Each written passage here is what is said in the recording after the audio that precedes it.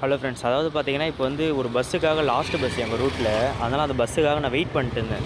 Bus route பார்த்தீங்கன்னா start அப்புறம் end இந்த இடத்துல வந்து கரெக்டாக இந்த டிசிஎஸ் கேம்ப் இந்த இடத்துல வந்து லெஃப்ட்டில் தான் ரைட்டில் திரும்பி தான் வரணும் பஸ்ஸு.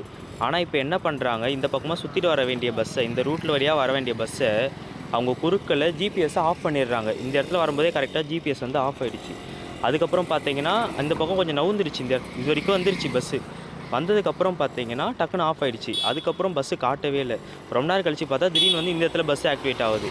நாங்கள் வந்து பார்த்தீங்கன்னா இந்த பஸ் ஸ்டாண்டில் வந்து நின்றுக்கிட்டே இருக்கோம் ரொம்ப நேரம்ன்ட்டு. லாஸ்ட் பஸ்ஸுன்ட்டு தெரிஞ்சு நாங்கள் வந்து நின்றுருக்கோம், இதான் லாஸ்ட் பஸ்ஸுன்ட்டு.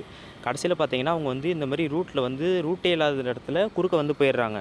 அவங்க டைம் வந்து லேட்டாக வர்றதுக்காக நம்மளை வந்து மக்களை வந்து நிற்க வச்சுட்டுருக்காங்க. ஏன் இப்படி பண்ணுறாங்கன்னு தெரில. இது வந்து எம்டிசிக்கு படுற மாதிரி இதை வந்து ஷேர் பண்ணுங்கள், நிறைய பேர் ஷேர் பண்ணுங்கள். இந்த ரூட்டில் எப்போ பார்த்தாலும் இப்படி தான் நடக்குது. பஸ்ஸும் நிறைய விட மாட்டேறாங்க, ஆட்கள் இருக்காங்க. ஏன் இப்படி பண்ணுறாங்கன்னே தெரியல. இது வந்து ஆவடி டு கன்னிமாநகர் போகிற ரூட்டு. இந்த பஸ்ஸு அடிக்கடி இப்படி தான் நடக்குது, ஏன்னே தெரியல. லாஸ்ட் பஸ்ஸுன்னு தெரிஞ்சும் ஏன் இப்படி ரூட்டு மாற்றுறாங்க, எதுக்காக மாற்றணும்? இது வந்து எம்டிசி ஊழியர்கள் கண்ணுக்கோ உயர் அதிகாரிகள் கண்ணுக்கு படுற வரைக்கும் இந்த வீடியோ வந்து ஷேர் பண்ணுங்கள். இன்றைக்கி டேட் வந்து பார்த்திங்கன்னா 19th February 10:25 வந்து கனிமாநகர்லேருந்து எடுத்துருக்காங்க அந்த பஸ்ஸு. இது வழியாக தான் போச்சு ஆப்போசிட்டில். ரிட்டன் வரும்னு நாங்கள் வெயிட் பண்ணிருக்கோம். பஸ்ஸு வரவே இல்லை இது வரைக்குமே. எவ்வளோ நேரம் நின்றுருக்கோம். நீங்கள் வந்து அதனால் தயவு செஞ்சு இந்த வீடியோவை வந்து ஷேர் பண்ணுங்கள் முடிஞ்ச வரைக்கும்.